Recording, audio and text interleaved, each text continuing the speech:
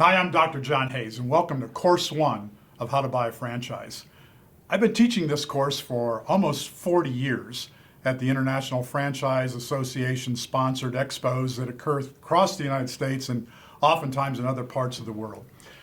Buying a franchise is a very personal experience, and it's a difficult experience. It's not for everyone. And one of the most important things I say in this course is that franchising is the greatest methodology that we know for building a business and for building personal wealth, but it is not for everyone, and it may not be for you. We've designed this course to help you step through the process of evaluating franchise opportunities to find the right opportunity for you. One of the great problems in franchising, particularly among franchisees, they're cut out for franchising, but they buy the wrong business.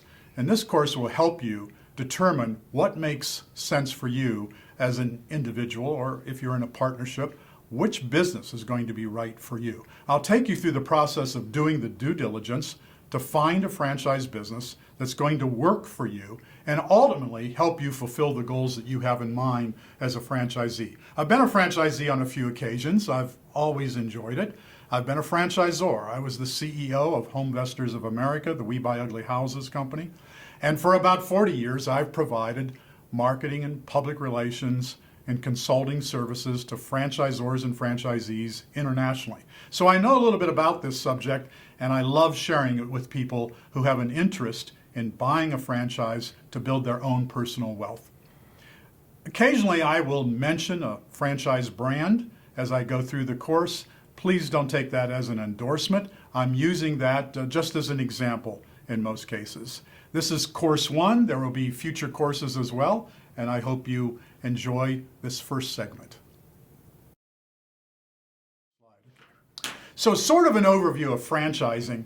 How big is it in the United States? Well, there are about 800,000 franchised businesses in America, and there are 75 primary industries. So a lot of people think franchising, oh yeah, that's McDonald's, that's fast food, and it is.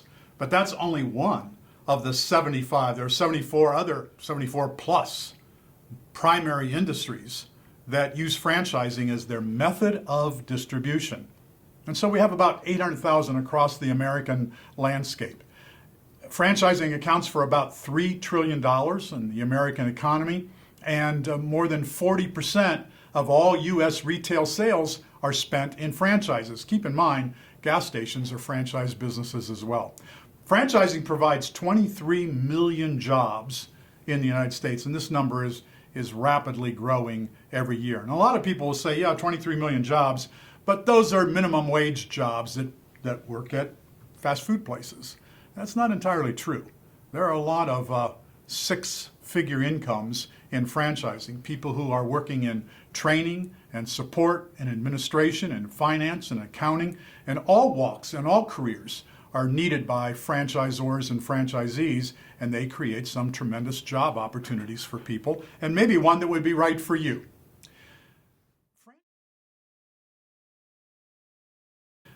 Franchising is a methodology. So when we talk about franchising, people often get confused about what that means. First of all, it comes from the French. It means to license, to give someone a license to operate something. In this case, a brand or a small business or a unit of a brand. So to franchise means that I'm going to grant you the rights to operate a business using my name and using my methodology of distributing products and services. It's not a complex idea, but you need to keep in mind that it's not a out of the box. Many people think that it's a turnkey operation. You can go buy a franchise in a box and suddenly you're going to be wealthy overnight or you're going to be successful. It doesn't work that way. It takes a lot of work to succeed in franchising. And we'll step you through that process in the series of these courses about how to buy a franchise. But what's wrong with it? If it's the greatest methodology that we know of today for building a business and building personal wealth, then why isn't everybody a franchisee? What's the problem? Well, there are issues related to franchising. It's not going to be for everyone. There are some personalities that won't do well as franchisees. For example, if you like to do things your way, if you like to look under the hood to find out how the engine works, you probably should not become a franchisee, because that's not who will likely succeed in franchising. The franchisor creates a system and licenses that system to franchisees who are expected to follow the system. And if you always want to know if you could tinker with the marketing, or you could tinker with the product, or you could change this or change that, well, you're probably going to lose money in the process, because the franchisor already did the tinkering. The franchisor already invested hundreds of thousands, if not several $1,000,000 in developing this system, which they deliver to franchisees. So you don't need to do the tinkering. But if it's your personality that you like to reinvent the wheel, franchising probably won't work for you. Maybe you should become a franchisor and not a franchisee. Well, what are some of the things that are wrong? Well, people will frequently say, it costs too much to get into franchising. Well, compared to what?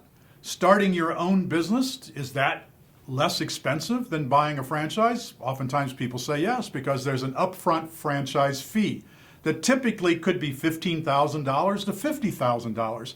And if you start your own business, you don't have to come up with that initial fee, that franchise fee. But look at what you get for that franchise fee. You're getting a lot of education, you're getting know-how, you're getting a system that a franchisor already created, and you don't have to figure out how to do the business on your own, which is certainly going to take more than $15,000 to $50,000 in order for you to figure that out.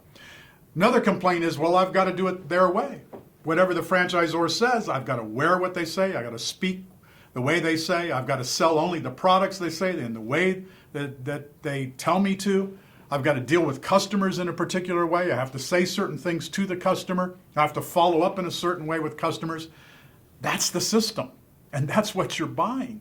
That's the methodology. So if you don't understand that yes, you do have to do it the franchisor's way, because the franchisor wants to make sure that the brand is represented in a similar way across the United States and maybe into other parts of the world. They don't want the sandwich to taste different in another part of the United States or another part of the world. There are some modifications that when you travel to other countries, the toppings on a sandwich, for example, might be different. But the way a business delivers a service, business-to-business services or personal care type services, franchisors want to know that their brand is always being delivered in, if not the exact same way, very close to that way. So you've got to have the system.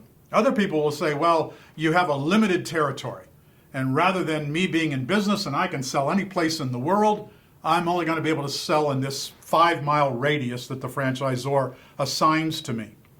Well, if you study business for a while, if you talk to business owners, very few are selling throughout the world. Very few are selling across the United States. Most franchise operations are selling in a local area, maybe a 3 to 5 mile radius, depending on what the product or the service might be. So territory might sound like it's restrictive to you, but maybe it's not at all. You need to investigate that further and determine if the product or service you want to sell is well suited to having a particular territory, then that's not a problem. There are other issues that will pop up. The royalty. Do you mean if I become a franchisee, I've got to pay 5%, a nickel out of every dollar that I take in for the rest of my time as a franchisee? Yes, you do. You sign up as a franchisee, maybe it's a 10-year contract, could be a 20-year contract. And the franchisor says, in return for us giving you the system and supporting you and teaching you and training you and being there every day of your life as a franchisee to support you and help you, in exchange for that, and using our name and our delivery, our methodology, using our marketing concepts, in exchange for that, you're going to give us a nickel out of every dollar, or 6 cents or 10 cents in some cases.